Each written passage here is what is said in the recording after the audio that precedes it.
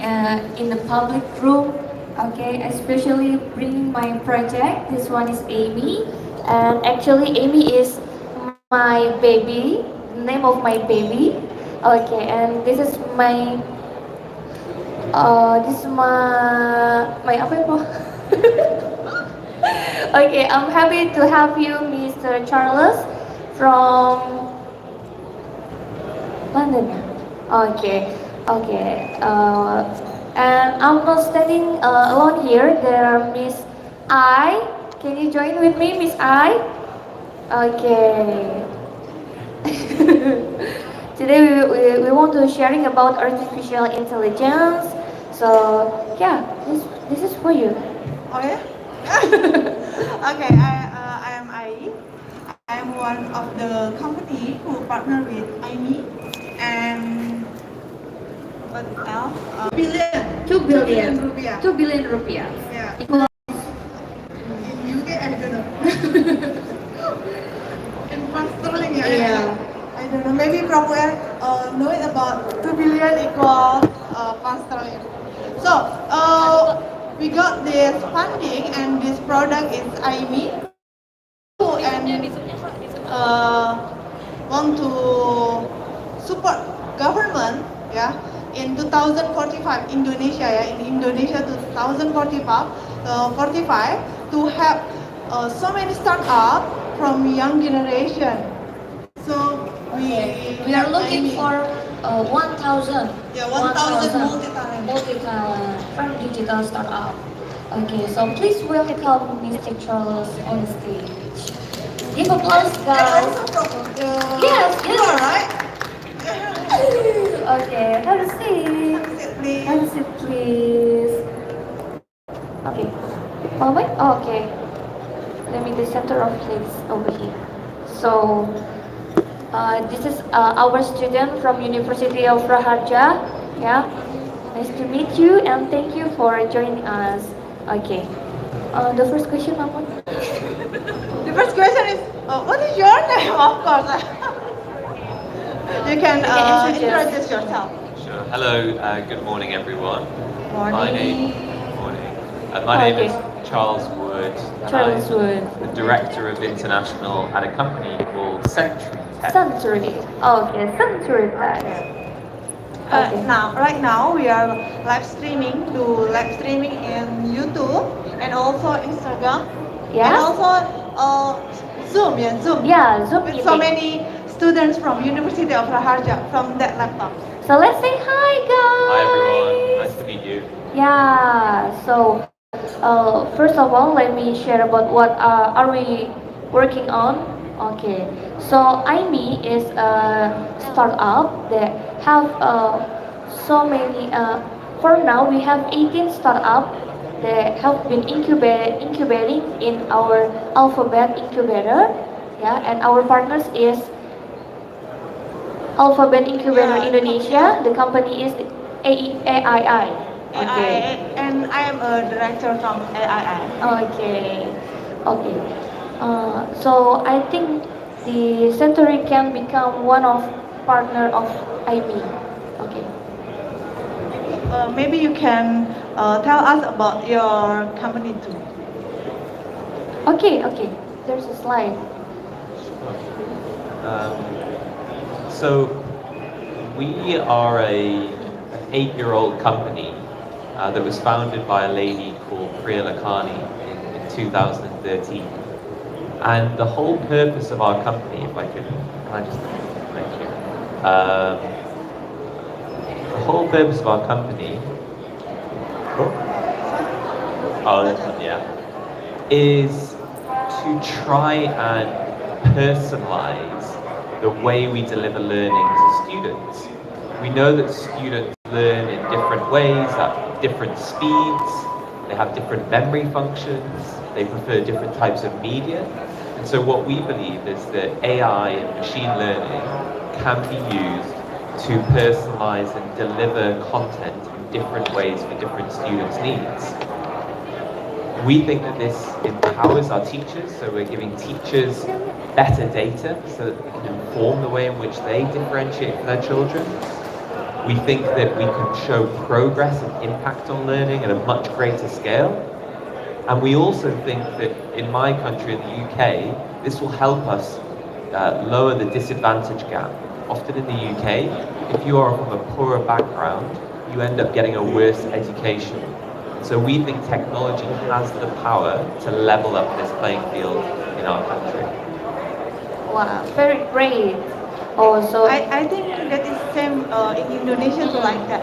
When we are from poor family, so we cannot go out. okay. And Then, do you also have an issue here with access to hardware and infrastructure by the internet? Some place like that. So the INI tool can help. We call it Indonesia Timur. Yeah. In that place, they cannot access internet.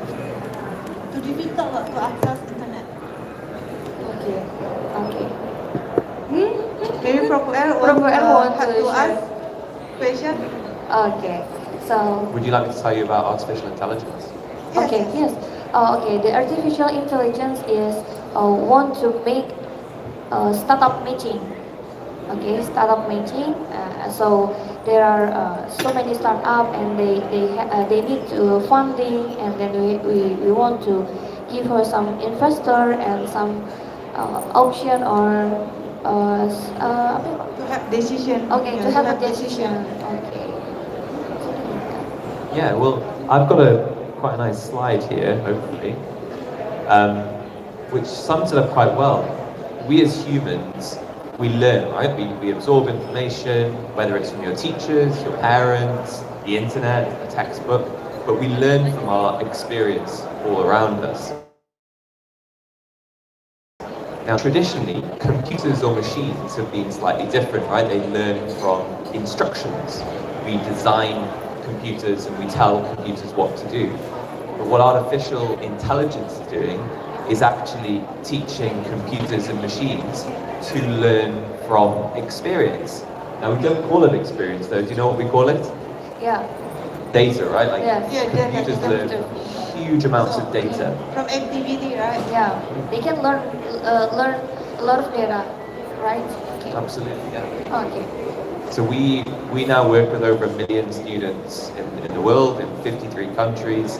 So even just during this talk, 1 million questions will be answered on our platform. That's creating millions and millions of pieces of data that our machine can learn from in order to work out how to personalize the next steps. Okay. Okay, you have next slide. Maybe we can. Sure. So, I mean, how many of you here use artificial intelligence? Put your hand up. Does anyone use AI? Ya, ada yang pernah pakai AI? AI, pakai AI. Do you use AI? Yes. Yeah? Google AI. Signing. Signing. Okay. What's that? Signing is for face recognition to Ah, right. attend, for attending. Attendance. Wonderful, wonderful. Well, I think you probably all use AI in some form because AI is everywhere. If you use Netflix or Spotify, YouTube YouTube. right now, right? Yeah. Right now, yeah. If you go on your YouTube account, you get recommendations for you. That's based on AI and all the data that they've collected. But it's in security, as you mentioned, facial recognition. It's in the medical world. And of course, it's now in food and drink. So they use it to tailor and personalize the ingredients. So AI is everywhere. It's not a new concept. Okay. From this slide, which one? Which one? What do you think? Which one is the most AI? The most advanced AI. Yeah. Oh wow. Well, DeepMind is probably the leader in terms of the application of AI. Yeah, that came out of Google. A lot of Google engineers went to work on DeepMind, and DeepMind have produced all sorts of machine learning that can help detect certain things or learn about certain things. So, in my experience, that's the most advanced today. Actually, for DeepMind, I just first DeepMind. I just know this from media and then maybe some food and drink. So I agree with Mr. Charles, yeah, that we in the world now is experiencing AI everywhere. Yeah. For example, if you do Siri, yeah, hello Siri, you're already doing with AI. And if you are doing Google searching, the AI is working to try to detect what is your interest and so on. Yeah, like all these things, YouTube and Netflix, all are just AI. Yeah. So we as a developing country is actually catching up uh, the importance of artificial intelligence, and we are concentrating on the usage of AI in education, just like you do. Yeah, how to make the education become more interesting. Yeah, the artificial intelligence will work on it. uh, we always like to use the term gamification. Yeah, it's like the experience of playing games, but actually you are educating yourself, or maybe you're working, but everything is just like game. Yeah, making yourself immersed in it. Yeah, and in that part, artificial intelligence can play a big part. Yeah. So I would like to know more about your product and how the artificial intelligence is making us more experiencing. Thank you. Yeah, it's really interesting that you mentioned gamification because gamification has become very popular in educational applications. Now, gamification relies upon something known as extrinsic reward systems. So that rewards you in an extrinsic manner for completing something, for progressing, for getting the correct answer. But extrinsic rewards are not sustainable because your brain learns when you get the reward, and the reward becomes less and less and less the more you get the reward. Your dopamine levels decrease. And so actually, we believe at Century that intrinsic motivational forces, if possible, are much more sustainable because they create lifelong learners who understand how learning something and then being able to repeat that or explain that to a peer or a parent is a much more sustainable way of learning. So actually on Century, we don't have any gamification. Most of our motivational forces are focused on intrinsic, and that's come from neuroscience research that we've looked into. The other thing is that as an education company, we're never going to be able to build a game as good as Fortnite or as good as the other games which children like to play these days. So yeah, our product is very much focused on the intrinsic motivation, but it's very hard to do because as you've alluded to, engagement levels are really hard to compete with when you've got YouTube and Fortnite and other things that are keeping children occupied these days. So yeah, this is what we've done. We've combined AI with our understanding of neuroscience and positioned ourselves somewhere in the middle. So we know a lot about the brain now. We know the difference between our short-term working memory and our long-term memory. We know that everyone has a slightly different memory. You might be able to remember things very easily. I have a terrible memory. I need to repeat it over and over again before it sticks into my long-term memory. That takes time, it takes repetition, and everyone has different needs. So we can build technology around that to resurface concepts and practice concepts at different intervals for different students' needs. Very great. Okay, maybe there are some questions from Zoom or from YouTube. Okay. Lucas, can you check it? Is there any question? So one more thing I'm curious also is your application also use blockchain? Yeah. I have a few friends who is from UK as well, and we actually have MOU, Memorandum of Understanding, with them to develop blockchain. Actually, I met them during Gess 2019. That means it's 3 years ago. Yeah. So I know that UK is developing a lot of blockchain-based platform. Yeah. I'm also interested in knowing that whether your company, Century, is also have blockchain uh, underlying things in there, or maybe under development, or it's not in your area, or things like that. Thanks. Sure. Okay, thank you. Blockchain's really interesting. We looked at blockchain technology in 2020 when we were developing a product that we call Story.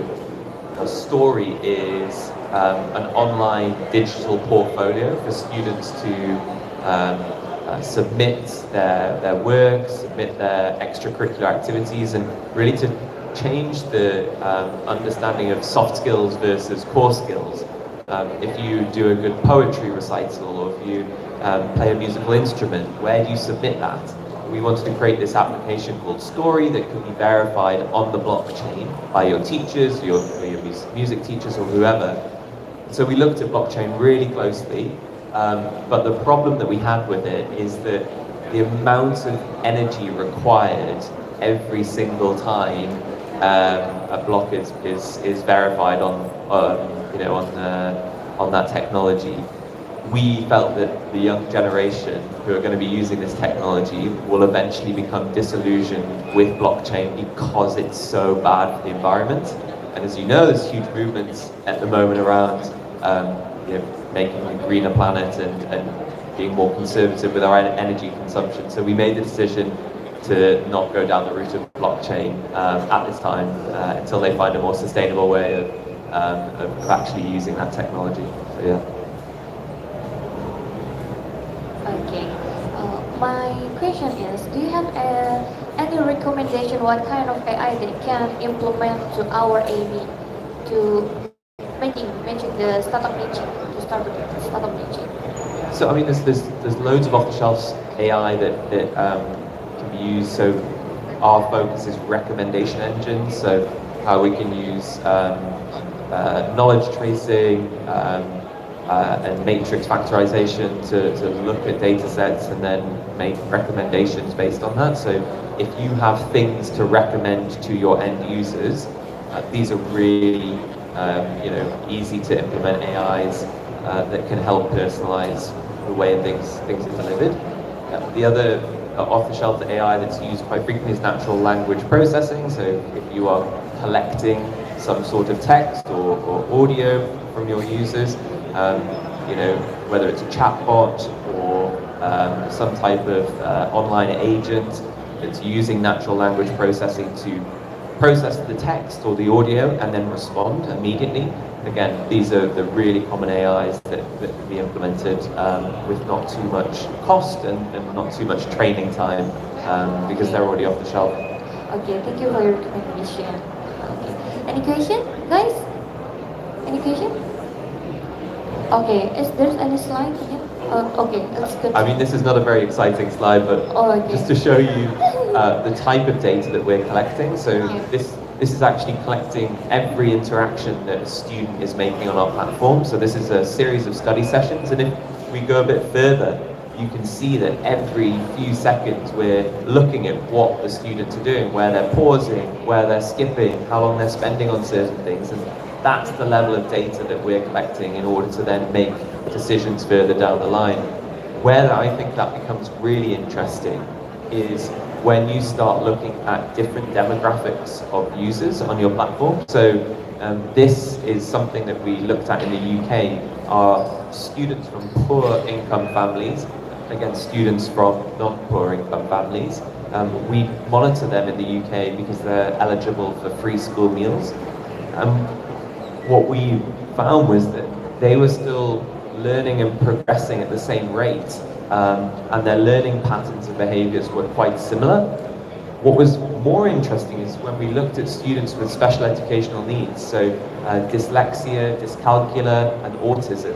There are lots of students in UK schools who have special educational needs, and actually they display very different behaviors of learning on our platform. Some were spending much longer on certain types of material, others were skipping through questions really quickly. And so this is a really interesting insight into the way in which children are learning. finally, you probably won't be surprised that girls and boys learned in very similar ways and progressed. I think girls progress quite, a little bit further than boys on that. But yeah, this is the type of data that AI can produce for you.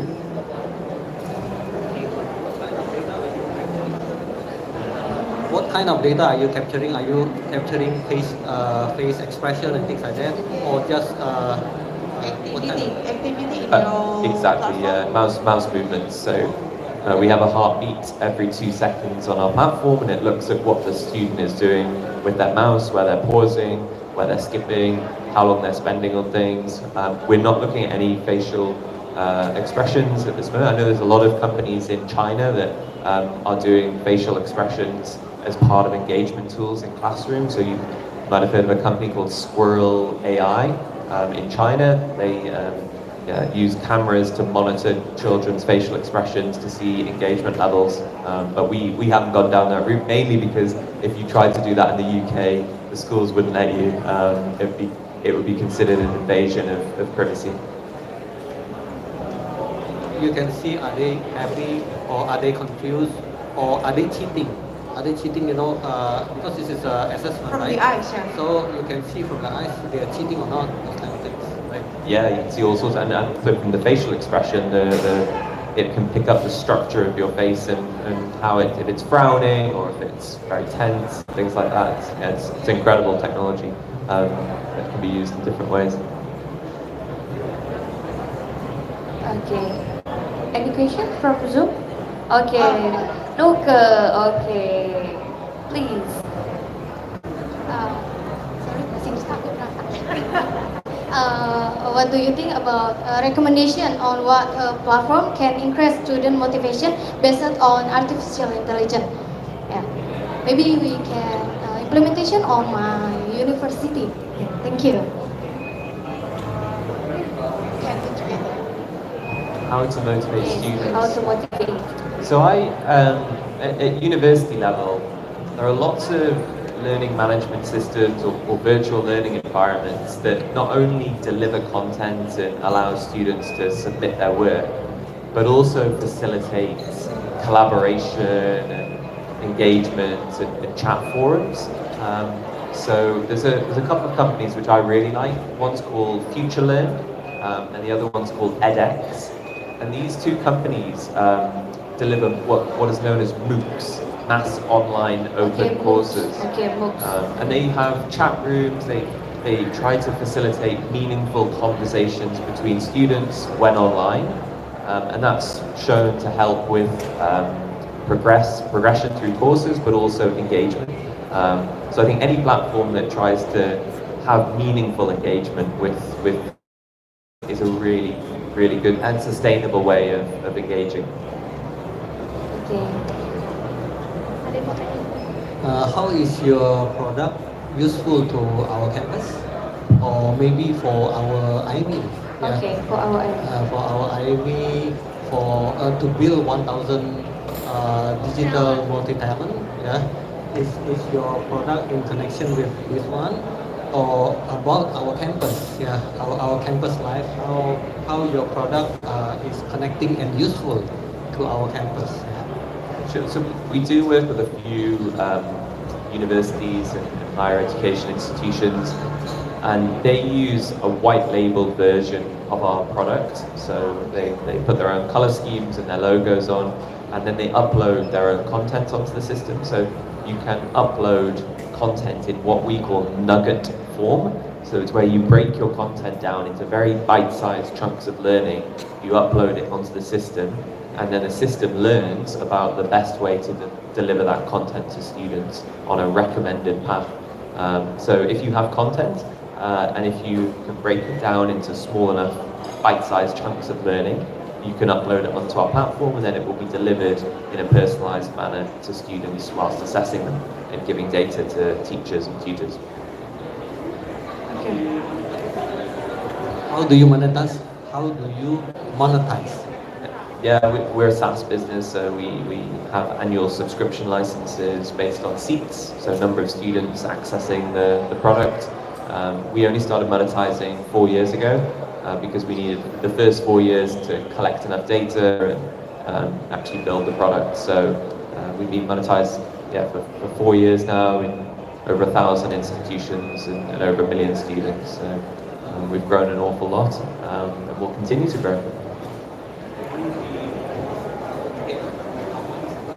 Start from maybe Yeah. free for 100 students Yeah. or something like Or that. 2,000 Yeah. students. It depends. So we use economies of scale.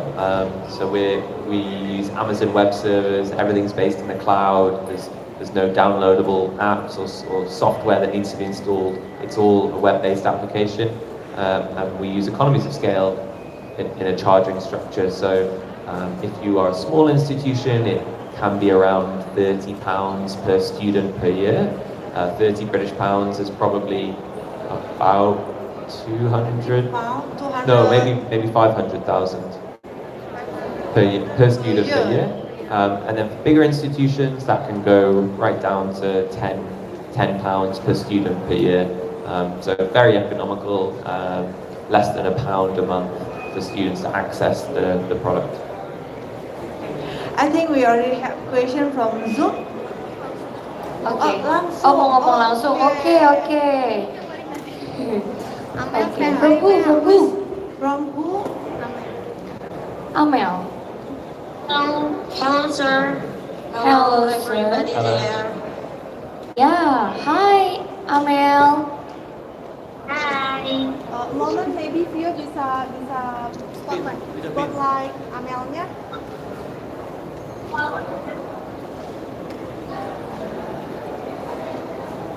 Bosan. You see Amel? Okay. Okay, Amel, what do you to us to Mrs. Taylor? Okay, before I want to introduce myself, let me introduce myself. So my name is Amelia Mutiara Zaharani. You can call me Amelia or Amel. So my question is, what do you do if your business or your company is there something wrong or any problem? How do you solve that problem? So what will we do if we want to learn about artificial intelligence? Because I'm so confused about this topic because before I joined this Zoom, I learned about this material. Thank you. That's it, my question. Okay, that is the question from Amel. Amel now in Tangerang City. Maybe you want to come to our campus. Oh, wonderful. Well, thank you very much for the question. Thank you, Amel. Thank you, Amel. Yeah, there's a lot to unpack there. So, firstly, is how can you overcome challenges in your business? Is that the first question? Yes. Yes, And that then- is the question. And then the second question is about artificial intelligence. Yes. Do you want to start? Me? Okay. Well, Yeah, she asked you. That's right. I'll see you. Okay. Okay, well, the first question is a huge question because our businesses can face many different challenges in their lifetime and different types of challenges based on the stage which they're at. So I'll try and tell you about some of the challenges I've faced and hopefully you can relate to them. So when I first started out in business in 2012, I was living and working in Hong Kong and decided to set up a business which was a brick and mortar language learning center. So we rented a series of properties across Hong Kong and we converted them into learning centers for students to practice English. And it was a great business. We had a good curriculum, we had brilliant teachers, we marketed it really well, and we had lots of clients who loved the service that we offered.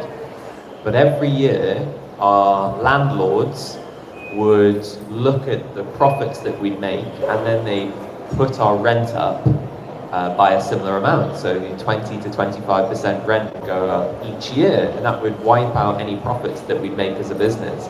And that was because of a legal thing in Hong Kong. You have to share your accounts openly, even if you're a private company. And so we were never going to grow and do what we wanted to do because we were at the whim of our landlords. And so that was a huge challenge. And it meant that the business probably didn't have um, many legs to stand on. So that's where we started to look at technology, because of course technology can be scaled without being tied to assets like rentals and landlords. Exactly. So that's when we got into the digital world. Now, that comes also with its own challenges when you're a business, and I joined Century, this current company, when we were only 12 people. We had some funding, we had an idea, but we didn't have a product, and we've now grown to 120 people and over 1 million students, and so it's lots of challenges on the way. One of the biggest challenges we had was in 2020 when, of course, the pandemic happened. And as a business, we decided, because of our social impact arm, that we would give our products away to everyone in the world for free for that year. So schools around the country, around the world, sorry, used Century and our services for free. But So I think we are late. Yeah. Iya. We are late or not To know get the about free, it, the free one. oh, you want to know the free one? Yes, of course. The trade secret, yeah. But the problem with that was that you dry up all of your revenue streams. If you have 100 staff, how do you pay their salaries? How do you pay your overheads if you don't have any revenue?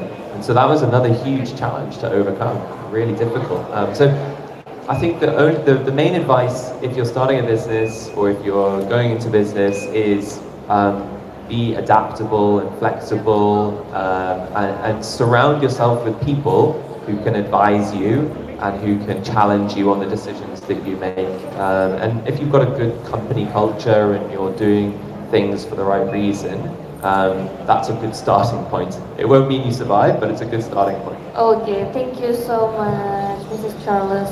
Okay, guys, be adaptable. Okay. Okay. Any questions? While waiting for another question, Okay. I just want to add up, yeah, add on. We can collaborate more to make our meeting here more meaningful. Meaning that before you go, maybe we can make a short memorandum of understanding. Yeah. Okay, with Century. Yeah, with Century, so that after you go back to London, we still can have meetings and see how we can connect. You see, we in Indonesia, not not very high technology, but we have a lot of people, 200, 300 millions of people. Yeah. So if we do the right thing, I believe we can do good things together. Yeah. You can connect with us with our campus. That means MOU with campus, or MOU with her. She has a company called Alphabet Incubator Indonesia, where we collect people who are highly motivated in doing startup, yeah, and we try to work all angles, all possible ways to make this startup successful, yeah, and we are happy if you can be part of us, yeah. It's very kind, and I welcome it. Thank you. Okay. So any question? Enough? Clear enough? Maybe from Zoom or from YouTube and Instagram? Okay. Enough? I think the student want you to come to Yeah, come to our campus. Oh, when you go back to London? Oh, I fly to Thailand this weekend and then Oh, to Thailand London first. next week. London next week. Okay. But thank you all very much. It's been a real pleasure talking to you. Thank you very much. Thank you very much. Maybe we can take a picture Take a together picture. first. Yeah, sure. Okay. Yeah. Yeah.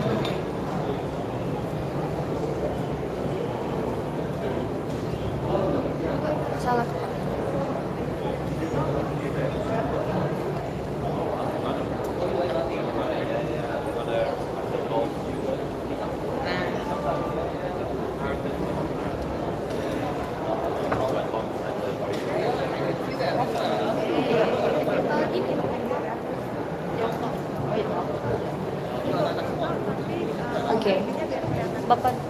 Yeah, for us first.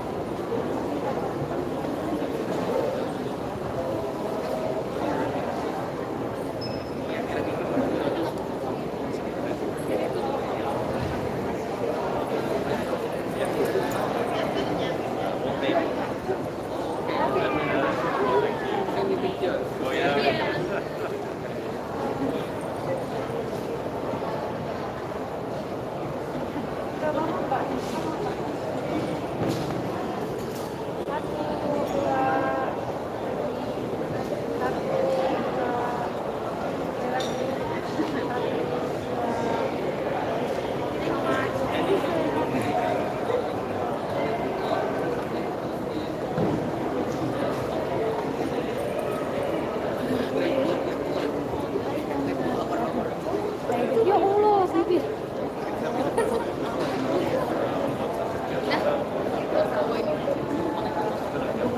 Bye, thank you so much. Sudah. Iya, simpan. Wih.